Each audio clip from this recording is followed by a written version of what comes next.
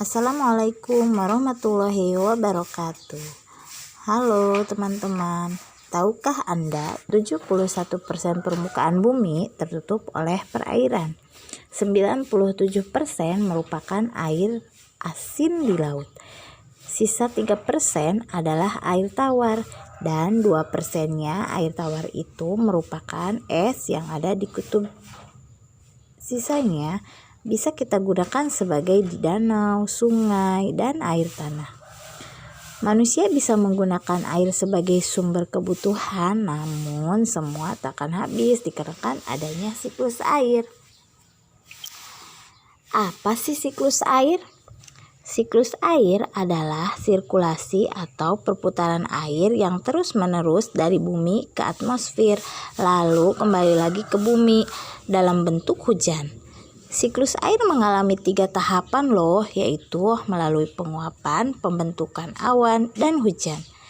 Nah, seperti ini nih prosesnya. Air di laut atau sungai mengalami penguapan karena terkena panas matahari dan penguapan tersebut dinamakan evaporasi.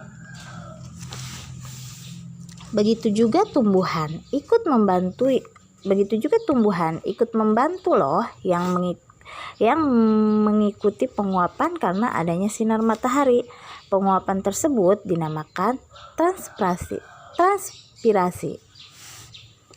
Nah, setelah itu uap air dari permukaan bumi akan naik ke udara, akan membentuk awan, dan kumpulan uap air akan mengalami pengembunan titik-titik air. Proses ini yang dinamakan kondensasi.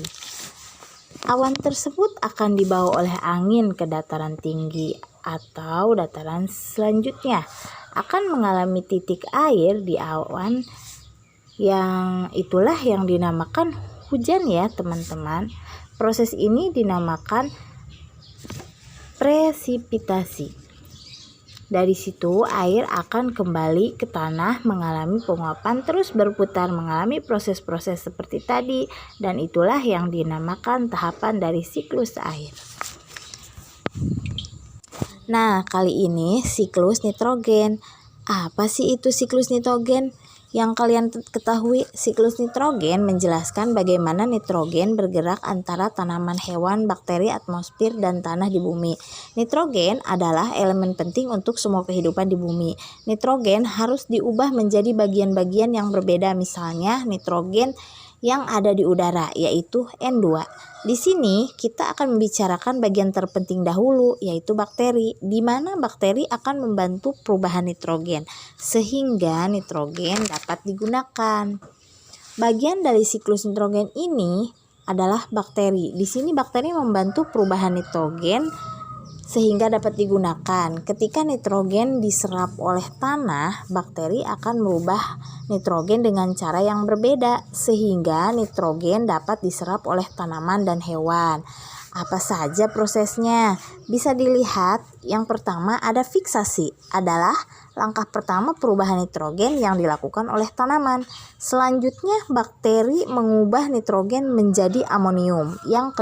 Dan yang kedua adalah nitrifikasi. Nitrifikasi ini adalah proses di mana amonium akan diubah menjadi nitrat oleh bakteri. Nitrat adalah unsur yang bisa diserap oleh tanaman. Dan yang ketiga, asimilasi. Asimilasi ini adalah bagaimana tanaman dapat menyerap nitrogen. Mereka menyerap nitrat dari tanah ke akar mereka, kemudian nitrogen akan digunakan dalam asam amino atau nukleat dan klorofil. Lalu ada amonifikasi. Amonifikasi adalah proses pembusukan ketika tanaman atau hewan mati menguras seperti jamur dan bakteri mengubah nitrogen kembali menjadi amonium sehingga dapat memasukkan kembali siklus nitrogen. Dan yang terakhir, denitrifikasi. Nitrogen ekstra yang ada di dalam tanah akan dikembalikan ke udara. Ada bakteri khusus yang melakukan tugasnya. Nah, sekarang kita bahas siklus daur karbon. Salah satu dari daur biogeokimia adalah daur karbon.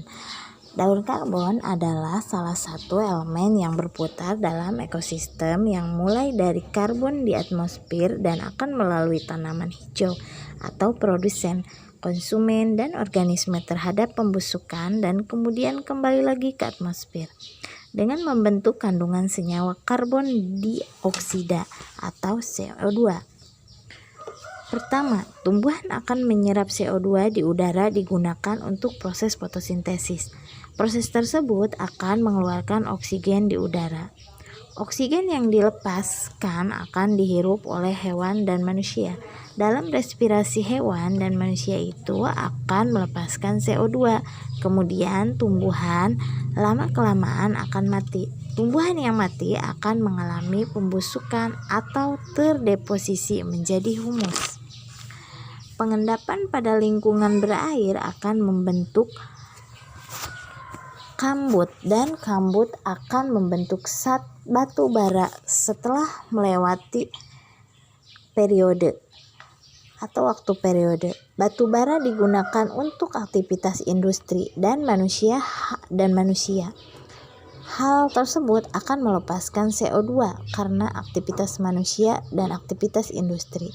Sedangkan di dalam air ada fitoplankton akan menyerap CO2 untuk melakukan fotosintesis. Begitu juga dia akan melepaskan oksigen ke udara.